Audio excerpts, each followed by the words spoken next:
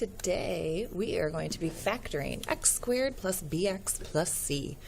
So polynomials of this form. And really when people think about algebra, they think about FOIL and they think about factoring things in this form. It's like the two things that stick in adults' heads. So they might not remember how to do it, but they remember doing it. So today's learning goal, I will factor trinomials. So notice it says trinomial because this has three terms. Triangle has three sides, trinomial has three terms. So I will factor trinomials of the form x squared plus bx plus c. So you'll notice that the first term does not have a coefficient, or the coefficient is just 1. And we'll be doing other ones where the coefficient is not 1 shortly, but we're starting off easy and we're getting more and more challenging as we go. Yesterday, or whatever day you did 7.6, you learned how to factor using the greatest common factor. This is the next step. Once you learn this, there's another step. So we're just going to keep working. So what I want you to think about for a second is if we had, in factored form, x plus p times x plus q. What I'm going to do is I'm going to use FOIL to multiply this out. First would be x squared. Outside would be x times q. I'm going to call that qx because think about q as a number, not a variable. Inside would be p times x. And last would be p times q. Now if I wanted to combine these together, what I could do is I could think about factoring out that x, and I'd be left with q plus p if I factored out an x there for that term.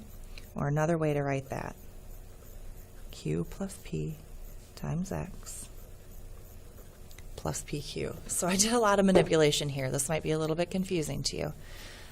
But basically what I did is I just rewrote this in standard form. And you'll notice that the coefficient here, q plus p, and then this constant here is p times q. So if we think about x squared plus bx plus c and compare these, b is the same as that q plus p, or these two numbers added together. C is the same as p times q, or these two numbers multiplied by each other. So what we need to do is we need to use that knowledge to help us factor this. So we took factored form, put it into standard form. We're going to be starting with the standard form and working backwards toward that factored form. It's not as tricky as it sounds. It starts off a little confusing, but this is the kind of thing where you just have to practice it, and eventually your brain's going to figure it out. So here's what we're going to be doing. Let's start with w squared plus 11w plus 28. So in this case, b is 11, c is 28. When I get this into factored form, it's going to look something like this. W plus some number, let's call it p, and w plus another number, let's call it q. Remember that b has to be p plus q, and c has to be p times q. So I'm looking for two numbers that when I add them together,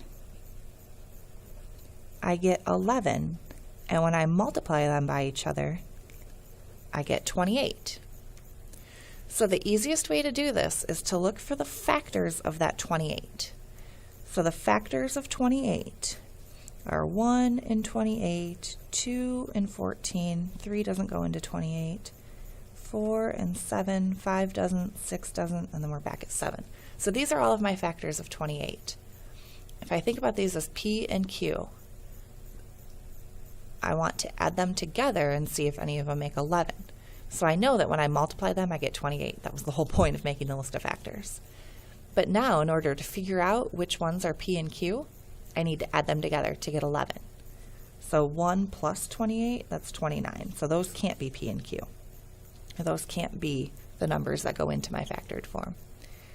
2 and 14 make 16, so that can't be it. 4 plus 7 is 11. So what that tells me is P and Q are 4 and 7. So the way that I factor is that I'm looking for two numbers that multiply to give me the constant term and add to give me this coefficient. So in this case, I found that 4 and 7 multiply to give me 28 and add to give me 11. So when this is in factored form, this will factor to W plus 4 times W plus 7. Because these are all positive, it doesn't matter if I write this as W plus 4 times W plus 7, or if I flip and make it W plus 7 times W plus 4. It doesn't really matter which one is P and which one is Q, because these are going to multiply out to give me the same thing.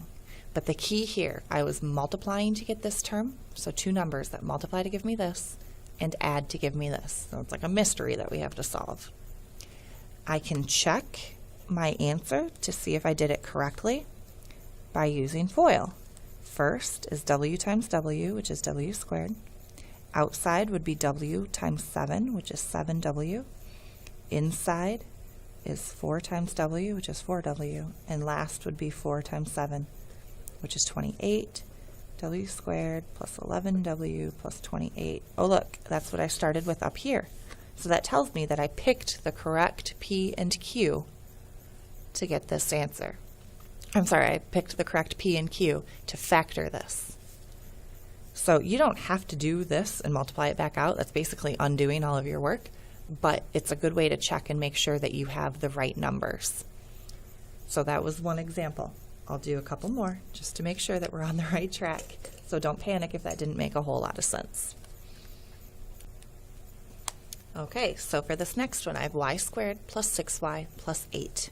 And remember, in factored form, it's going to look something like this. Y plus something times y plus something else. And we're trying to figure out what those somethings are. I need two numbers that multiply to give me 8 and add to give me 6. So I think about my factors of 8. I know that there's 1 times 8, there's 2 times 4, and that's it. Those are the only factor pairs of 8.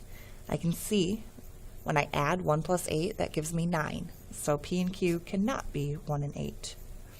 But 2 plus 4 is 6, so that's what I was shooting for. That tells me the numbers that fill in here are just 2 and 4. So y plus 2 times y plus 4 is the factored form of y squared plus 6y plus 8. So these two things are equivalent to each other. That's all we have to do. Numbers that multiply to give you 8, add to give you 6. So how about you try one on your own? Hopefully you're starting to get the right idea, and we'll see how that goes. Try this. X squared plus 9x plus 8. So pause, try it, and then hit play. Okay, so for this, I'm looking for numbers that multiply to give me 8 and add to give me 9. And actually, I just did that up here. I have the factors of 8. Obviously, it's not going to be 2 and 4. Those add to give me 6. So I'm going to use 1 and 8 because 1 plus 8 equals 9. And oh look, that's a 9. So in factored form, this is x plus 1 times x plus 8. There's my x plus 8. So that's all I have to do. Remember, I can multiply that out, and I'd get x squared plus 1x plus 8x plus 8. The 1x and 8x would make this 9x together. If you are not understanding right now, stop watching the video and go talk to the teacher, just to give you a chance to, do some more practice problems. There are also some more practice ones in your book. but hopefully you're starting to get the idea. So those first examples had positive numbers. Everything was positive. Now we are getting some negative numbers. So this next example is going to tell you what to do when your middle term is negative. So remember, that middle term is coming from, let me think, we had x squared plus p plus q times x plus p times q. That was, oops, sorry, that green is kind of crazy. So this middle term is coming from adding the two numbers in your factor. So when we add the two numbers together, we get a negative. That 10 is coming from multiplying the two numbers together.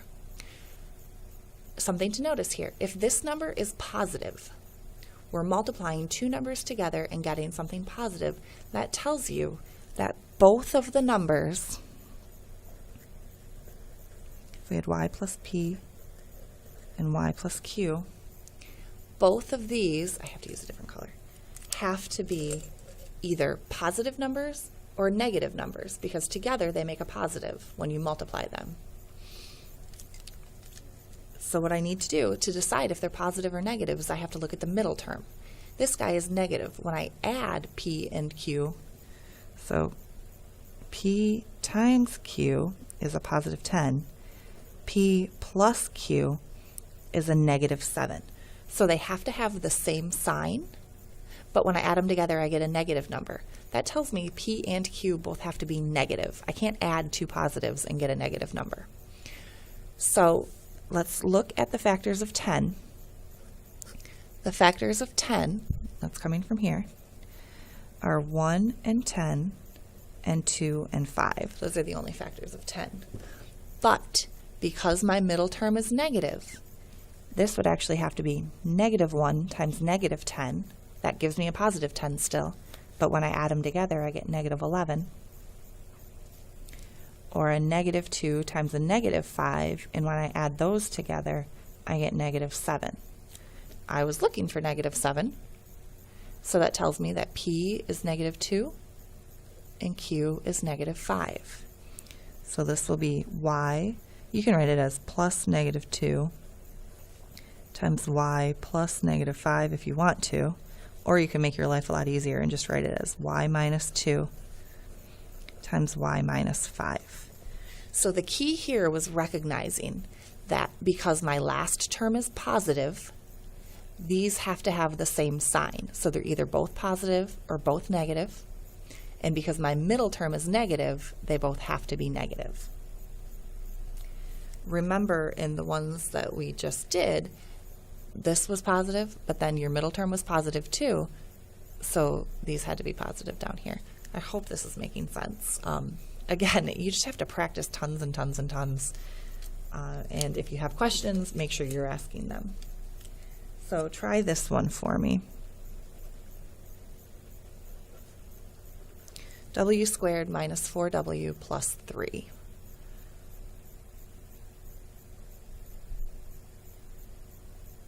Okay, so hopefully you've had a chance to try this. We need numbers that multiply to give us 3 and add to give negative 4. This is positive, so my two factors have to have the same sign. But this is negative, so they both have to be negative. So I'm looking for w minus something times w minus something else, and I just need to know what those are. So numbers that multiply to give me 3 are 1 and 3, and that's it, because 3 is prime. But they both have to be negative to give me a negative middle term. So negative 1 and negative 3 multiplied give me 3, and added give me negative 4. So that's a negative 1, and that's a negative 3. If you don't trust yourself, multiply it out. W times w is w squared. Negative 1, I'm sorry, outside would be w times this negative 3. So negative 3w. Inside's a negative 1w. And last is a negative times a negative, so positive 3. W squared minus 4w plus 3. Oh, look, we got the right answer. So that was just checking our work. This is our answer right here. Okay. Okay, so we can also run into situations like this where our last term is negative. Remember, this is multiplying p times q. So if you're doing a p times a q and you're getting a negative number, that means one has to be positive and one has to be negative. We have to have different signs to get a negative number. This gets a little bit trickier because we don't know which one's positive or negative. So to start off, we still look at all the factors of 33. The factors of 33 would be 1 and 33, and 2 doesn't go into 33. 3 times 11, and that's actually going to be it. And I know that because 3 and 11 are prime, so there's nothing else I can do here. So what's going to happen is I know that either the 1 has to be negative or the 33 has to be negative. When I multiply them, I need a negative number. So what I do is I look at this middle term. This middle term is positive. So when I add these two factors together, I need to get a positive number. What that tells me is I need more positives than negatives, which means the bigger factor has to be the positive number. Because if the smaller number was positive, like in this case, if it was 3 and negative 11, I have more negatives than positives, so when I add those together, I get a negative 8. But I need a positive 8. I need more positives. So that tells me the 3 has to be the negative. So negative 3 plus 11 gives me a positive 8. Notice I just skipped over the 1 and 33. Obviously, there's no combination of adding those that's going to give me an 8. So I knew that the 3 had to be negative because if I have a positive middle term, the greater number in my factors has to be the positive. So this will factor to w minus 3 times w plus 11. And that's the factored form here. I will do another example for you real quick, just so you can see the difference. How about, let me see, if I had x squared minus 3x minus 40. So this one looks a little bit different. I have a negative last term, so I know that my two factors, one of them has to be positive and one of them has to be negative. Sometimes it can be helpful to write this out first so you know what you're shooting for. So I'm looking at the factors of 40. 40 is 1 times 40, 2 times 20, 3 doesn't go into 40, 4 times 10, 5 times 8, and that's it. There are a whole bunch of things here, so what I might have to try is like adding negative 1 and 40, well that's 39, or 1 and negative 40, that's negative 39. That's going to take me a long time. Instead, look at this middle term. The middle term is negative, so the greater factor here is going to be the negative one, which tells me it would be like negative 40, negative 20, negative 10, or negative 8. Because that's the greater of the two factors. If the greater factor is negative, your middle term is negative. So 1 and negative 40, if I added those, I'd get negative 39. 2 and negative 20 would give me negative 18. 4 and negative 10 gives me negative 6. None of those are that negative 3 I'm looking for. But 5 and negative 8 added give me negative 3. So that tells me that 5 and negative 8 are my P and Q, or those are the numbers that I use in my factors. The greater number has to be the negative number here. So this will factor to x plus 5 times x minus 8. Hopefully that made sense.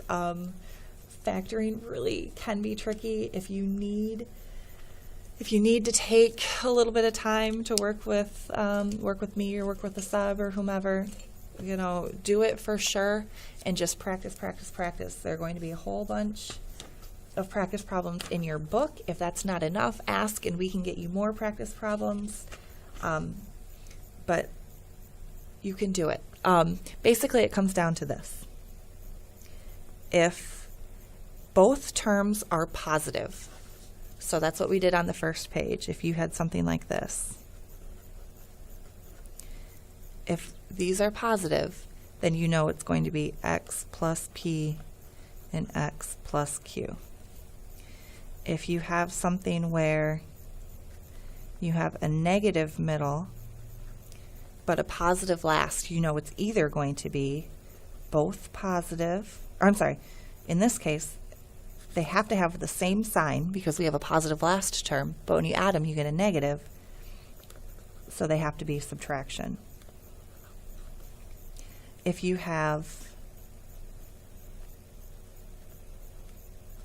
a negative last term, then you know they have to be opposite signs, and that would go for x squared minus bx minus c.